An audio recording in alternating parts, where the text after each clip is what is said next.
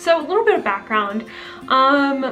Basically from the time I was in like 6th grade until my sophomore year of college, I legit thought I wanted to be a teacher, and I was like pretty dead set on it.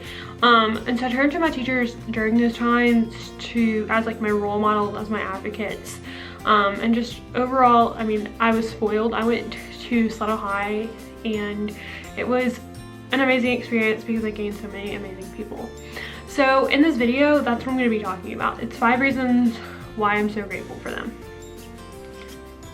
So the number 5 thing that they taught me was my love of literature. I was really spoiled.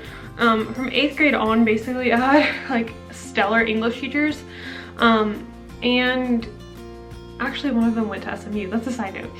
But they taught me that I love literature, and that I wasn't a bad writer. So I like went into college and I was like, well, I guess I'm good at this, so I'll be an English major. Kidding, I actually do absolutely love to read, especially when it's for leisure now. I'm like, I can just pick up a book and read it.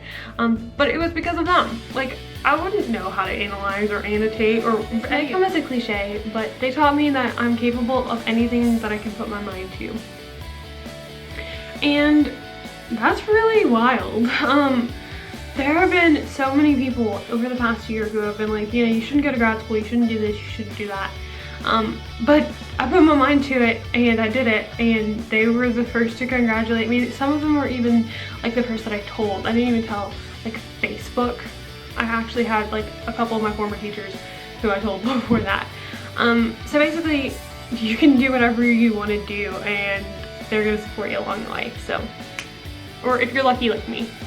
Fortunate is probably a better word, but like, another thing that they taught me is that home is not where a physical place is, but it is where people you love are.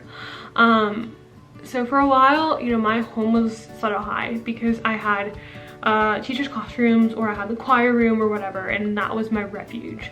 And then I started to realize people can be your refuge too. And when I got to college, it was like this new environment, new state, everything. I was like, I don't like this. And then I started to find my people, and it changed. And the people from high school still stayed constant. It's just we were living in different areas, and you know, they were still my home. We were just spread out, and that's okay.